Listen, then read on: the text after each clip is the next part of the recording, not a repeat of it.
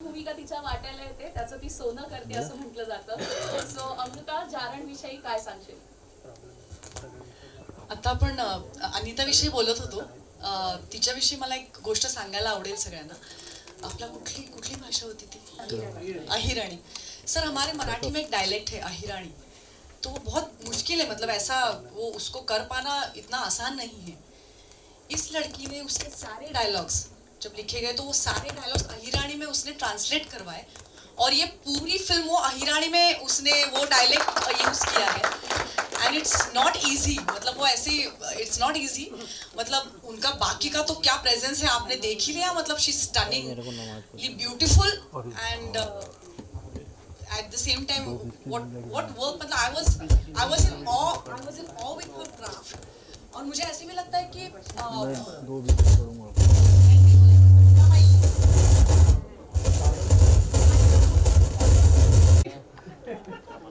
तो मैंने मतलब अभी उनकी बात चल रही थी तो ये I was in of with मतलब मराठी में हमेशा ही मैं जब ये फिल्म काफ़ी सालों के बाद मैंने मराठी फिल्म की.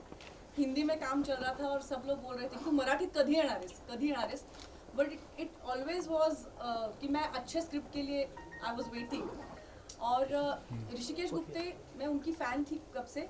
सर, नॉवेल्स बड़े कमाल के उन्होंने लिखे हुए, काफ़ी बाकी के भी उनके जो नॉवेल्स हैं. और ये जो जॉनर है ना, साइकोलॉजिकल हॉरर थ्रिलर, ये तो उनका मतलब फॉर्टे है, मतलब कमाल है. मतलब बाकी के भी उनकी एक हाकामारी है, वो भी मुझे बहुत पसंद है उनकी नॉवेल.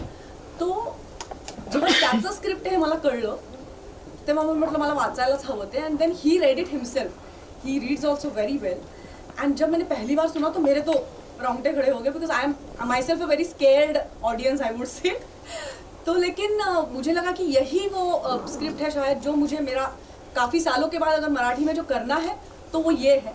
और मुझे बहुत खुशी हुई कि इस रोल के लिए उन्होंने मुझे चुना. और अमोल बहुत पुराने दोस्त हैं और अमोल उसमें जिस तरह से हमारे पीछे खड़े रहे, I am really grateful to his entire team. Production जो था हमारा और फिर इंटायर कास्ट जो मिलती गई. जैसे किशोर ने कहा, हम सब लोग बहुत सालों से एक दूसरे के साथ हैं, मतलब काफ़ी सालों से. तो उन सब के साथ काम करना मतलब फैमिली में वापस आने जैसा था मेरे लिए. So I am really really grateful to life कि मैं इस फिल्म का हिस्सा बन पाई. और अब फिल्म आपके सामने है. मैं यूनिवर्स पे बहुत विश्वास करती हूँ. कुछ चीज़ें यूनिवर्स ने मेरे लिए की है ऐसे मुझे लगता है. तो तापसी पन्नू जी की एक पार्टी थी जिसमें मुझे बुलाया गया था और उसमें मैंने दूर अनीस बाज़मी सर को देखा. और मैंने आज तक, मतलब विकास को भी ये बात पता है, मैं किसी को भी जाके मिलकर कह नहीं पाई हूँ कि भाई मुझे आपके साथ काम कुछ भी, मतलब आई am very shy. That's my weakness. मुझे लगता है कि किसी भी एक्टर को ऐसा नहीं होना चाहिए. बट पहली बार मुझे लगा कि सर को मुझे बताना चाहिए, because whenever I feel low तो मुझे उनकी फिल्मों ने बहुत एक सपोर्ट किया है. वेलकम के कुछ शॉट तो इतने बार हम सब ने, मतलब ये I am talking on behalf of all of us, I think कि एक इतने मतलब उन्होंने हमें साथ दिया है उनकी फिल्मों ने. So I just felt like talking to him. And तब से एक हमारी बातचीत शुरू हुई और सर ने मुझे कहा था कि देखिए बताइए जो भी है. लेकिन उसके बाद जब इसका ट्रेलर देख के मनन ने हमें सर से मिलवाया. I am very very grateful to you Manan, our angel, कि आपकी वजह से सर हमारी साइड में आए. So I am extremely grateful. मतलब अभी मुझे 2 दिन लगे इस बात को सच मानने के लिए कि sir is presenting our film, because it's really really big dream. जैसे ऋषिकेश ने कहा, आम्ही सगळे खूप खुश आहोत की अनीस बाज़मी सरांनी पहिला जो मराठी चित्रपट प्रेझेंट केला तो जारण आहे. वाह! आणि माझी पूर्ण टीम इथे आहे. मला खूप इमोशनल वाटतं आहे. आणि माझ्या छोट्या मुलीचं काम केलेलं पण मला या छोटीचं पण खूप कौतुक करायचं आहे. कारण आपने देखा होगा कि मेरा रोल जो है उसमें उसके कुछ मेंटल इम्बैलेंस के बारे में बात है. उस लड़की ने वो सब किया है सर. मतलब क्योंकि बचपन से वो जो शॉर्ट्स उसने दिए हैं, तर मला असं वाटतं की या संपूर्ण टीम सकट मी उभी आहे.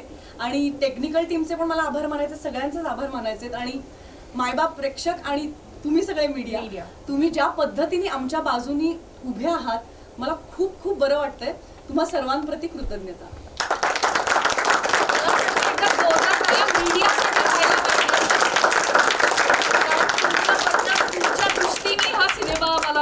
ऑडियन्सपर्यंत पोहोचणार आहे. आणि आपण फोटो ऑप सुद्धा करणार आहोत, प्रश्न सुद्धा घ्यायचे आहेत, बाहेर सुद्धा आपण फोटो काढणार आहोत. पण त्याआधी जे दिग्गज कलाकार आणि डिरेक्टर्स आणि हे सगळे आपले जे पाहुणे आहेत त्यांना मी विनंती करते, सर प्लीज आपके साथ पहले क्रू के साथ एक photo. Sir all the legends, Manan ji आप भी आइए. Sir please, Raj ji, Vikas ji, Anil ji, please त्यांच्याबरोबर एक फोटो होईल. मग नंतर आपण क्वेश्चन्स घेऊया आणि बाहेर सुद्धा फोटो काढूया. थोडे क्लोज येऊयात आपण. कास्ट क्रू मध्ये कोणाचं नाव राहिलं असेल तर प्लीज या. कोणाचं नाव राहिलं असेल तर कास्ट आणि क्रू पैकी.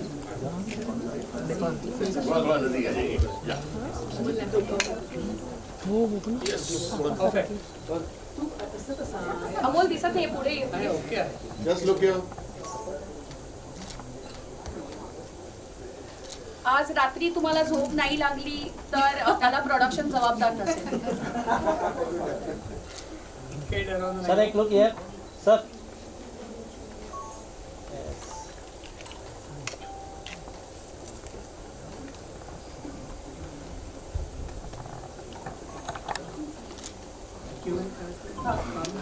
Q&A करायचंय का? प्रश्न विचारायचे आहेत तुम्हाला? मीडियाला काही प्रश्न विचारायचे आहेत का? Yeah. Hi, Amrita ma'am. My question is for you. My name is Achal, and see, I've also seen you in Sacred Games Part 2, and I was always like really impressed by your performances, and they really made a very good choice by putting you where you are, because you're doing complete justice after seeing the trailer. That's what I've noticed. My question here is that, see, whenever people do such intense roles, whenever actors do these intense roles, as a gifted soul reader, because I see visions of past and future of people, so I also help people to get over the ghosts and all that. So I was really curious about one thing, that whenever people act, so people who you know, there are a lot of people who are not possessed, but they act being possessed. Yeah. So not on the, otherwise as well, they actually become possessed and they're influenced by the negative energy. And this is a very intense character. So when you went home, did you ever feel that there were some influences, or how did you actually unwind this intense character off your head? This is something I wanted to ask, because the way all that you did with your neck and the teeth and everything, oh my god, I got goosebumps looking at it. It was, and it's gonna be a big hit. One thing I'm really telling you. Thank you. See, I sent the trailer to my mother because she understands Marathi much better than me. I'm from Delhi, she's from Mumbai. So when she saw it, she said, "Beta, super hit." Really? My mother said. Thank you, auntie. Thank you so much. And sir's name is associated, so Yeah, that's like a good luck charm always. So from the bottom of my heart, a lot of wishes. And ma'am, please answer the question. First of all, thank you so much for wishes from your mother. कि उनकी बात है तो सच हो ही जाएगी. And this is a very valid and very important question. Thank you for that. My director helped me in that. Already. Rishikesh Gupte.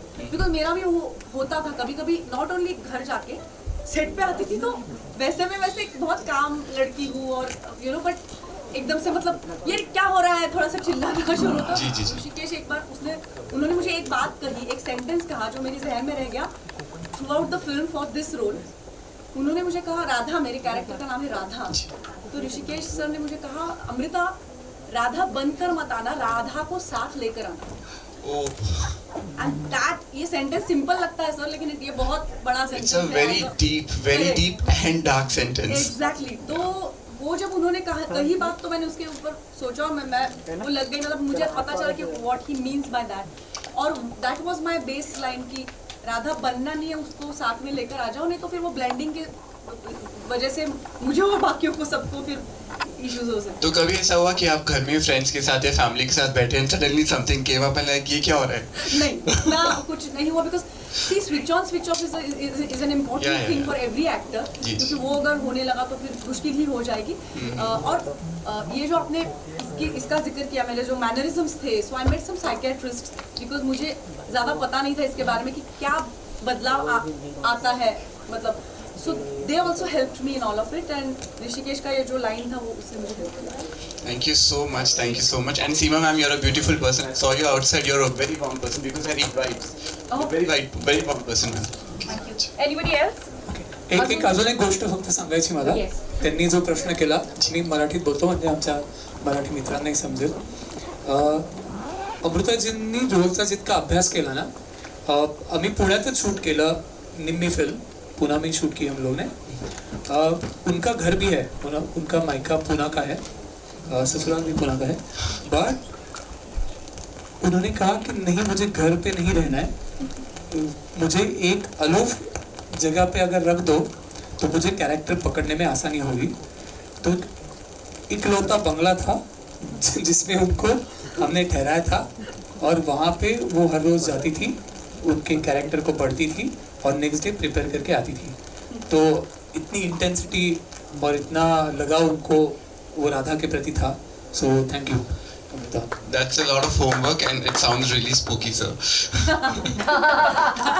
Can I ask a सवाल to Anish ji?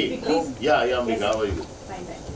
So Anish ji, presenting this Marathi film for the first time, what, of course you told what made you enter. How do you look at the Marathi cinema's progress now, you know? It has a rich heritage culture, but इतना समय क्यों लगा दिया आपको जुड़ने? समय इसलिए लगा कि ऐसी कोई चीज़ इमीडिएटली मेरे साथ आई नहीं, और हिंदी फिल्मों में जो मैं कर रहा था उसमें भी बिजी था. बट मराठी फिल्म का हमेशा से मैं फ़ैन रहा हूँ, और मेरे बहुत से एक्टर हैं जो उनको मैं दोस्त कह सकता हूँ. जब नाना जी से मिलता हूँ तो अक्सर मराठी में बात करते हैं, मराठी उनके साथ भी काम किया और काफ़ी लोगों के साथ, और लोगों के परफॉर्मेंस देखे, काफ़ी राइटर डायरेक्टर जो हैं उनसे भी मिला हूँ मैं. लेकिन ये एक सही मौका था, मुझे लगा कि नहीं, I will be very fortunate कि अगर इस फिल्म के साथ जुड़ पाऊँ. और इतने सारे अच्छे लोग थे इस फिल्म के अंदर, चाहे वो एक्टर्स हों, चाहे टेक्नीशियन, चाहे डायरेक्टर हो, चाहे राइटर हो.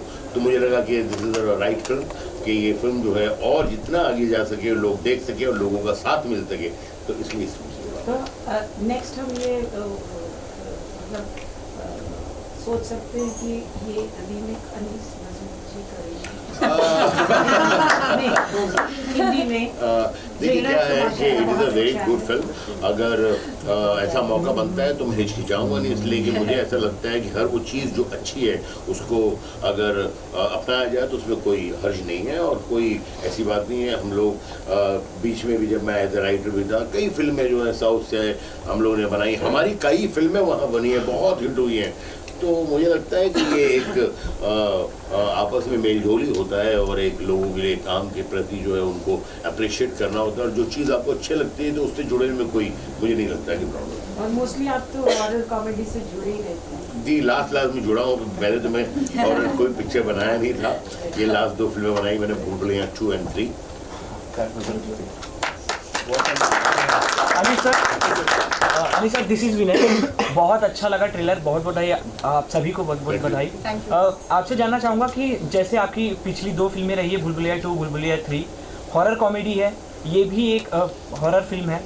सो उन्होंने कोकण का भी जिक्र किया, तो आपसे जानना चाहेंगे कि आप सुपरस्टिशन, ब्लैक मैजिक, आप पर्सनली बिलीव करते हैं इन चीज़ों पे, और कुछ ऐसा आपके साथ हुआ जो आप शेयर करना चाहेंगे? यार विनय, क्या है कि ये जो है एक समाज का हिस्सा है. मतलब मैं ऐसा नहीं मानता हूँ भूत प्रेत में, लेकिन अगर आप मुझे कहेंगे कि रात के 2 बजे सुनसान हवेली में जाओ तो मैं नहीं जाऊँगा. अगर क्योंकि मैंने बहुत ऐसी चीज़ें देखी भी है, हम लोगों ने कि कोई ब्लैक मैजिक भी करता है, और इस चीज़ पे एक अजीब से यकीन होता जाता है लोगों को. ये जो अंधविश्वास है ये हमारे समाज में है और बरसों से है, तो इसको इमीडिएटली ख़त्म कर देना बहुत मुश्किल है. आप कितने भी लीडर बन जाइए और ऐसा सोचते हैं कि कुछ नहीं होता है, लेकिन उसके बावजूद आपको कई मरतबा चीज़ों से डर लगता है. मैंने जो ये फिल्म बनाई थी लास्ट भूल भुलैया 2 और 3, उसके लिए जिस हवेली में हमने शूटिंग की थी, वहाँ पर आपको मैं बताऊँ नाइट में ज़्यादा शूटिंग करते हैं. हॉरर फिल्मों की शूटिंग ज़्यादातर नाइट में होती है. तो वहाँ पर 150-200 लोगों की यूनिट के साथ भी कई मरतबा ऐसा फील होता था कि समथिंग इज़ देयर. वो आप डर बोलिए, आपकी सोच बोलिए, कुछ आपने कहानियाँ सुनी है वो बोलिए, बट ये चीज़ें जो है वो डर तो पैदा करती है. बिल्कुल. और दूसरा सवाल मेरा ये होगा आपसे कि जब भी कोई प्रोजेक्ट से जुड़ा जाता है तो सबकी होप्स यही होती है कि वो प्रोजेक्ट काफ़ी ज़्यादा सक्सेसफुल हो. जैसे भूल भुलैया 2, भूल भुलैया 3 का क्रेज़ हम सभी ने देखा, तो आप जब ये प्रोजेक्ट से जुड़े, हिंदी सिनेमा से, हिंदी ऑडियंस से जिस तरीके से आपको प्यार मिला, मराठी ऑडियंस से आपकी क्या होप्स होंगी? मैं उम्मीद करता हूँ कि यार फिल्म इतनी ही कामयाब हो, इतनी ही चले, इसलिए कि अगर आप मुझसे पूछेंगे तो मुझे ये फिल्म जो है बहुत ही खूबसूरत लगती है, बहुत अच्छी लगती है, बहुत ईमानदारी से। मुझे लगता है कि आज के वक्त में जो है थोड़ी सी ऑनेस्टी जो है कम होती जा रही है लोगों में, बिकॉज ऑफ दी हर चीज़ जो है वो मॉनेटरी तौर पे देखी जाती है कि यार यहाँ पैसा है, यहाँ है। तो ये जो बहुत कम लोग हैं जो बहुत ही पैशनेट होकर, बहुत पैशन से, एक ईमानदारी और मेहनत और लगन से फिल्म बनाते हैं, और ये फिल्म जो है और इसमें जितने भी लोग जुड़े हुए हैं, चाहे कलाकार हो या चाहे टेक्नीशियन हो, ये मुझे उसमें इस फिल्म के अंदर बहुत लोगों का पैशन नज़र आया और बहुत लोगों की वो ईमानदारी नज़र आई। ऋषिकेश सर, मेरा सवाल आपसे है। सर, जैसे अमृता मैम ने कहा कि वो बहुत टाइम के बाद कमबैक कर रही है मराठी सिनेमा में, कितना टाइम लगा उनको कन्विंस करने के लिए इस फिल्म के लिए, और कैसा एक्सपीरियंस रहा इस फिल्म में काम करने का? जी, मुझे बिल्कुल टाइम नहीं लगा, क्योंकि हम लोग रिसेंट पास्ट में फ्रेंड हो चुके बने थे ऑलरेडी।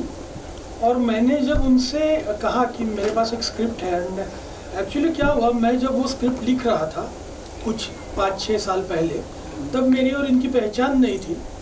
तो मेरे माइंड में उन्होंने एक प्ले किया था, उस प्ले का एक जो एक हिस्सा था वही मेरे दिमाग में चल रहा था, वो फिल्म लिखते हुए। और बाद में हमारी पहचान हो गई, हम बाद में थोड़े से दोस्त बन गए। और जब बाद में मैंने उनसे कहा कि एक फिल्म आपको सुनानी है, तो उन्होंने कहा हाँ सुनाइए।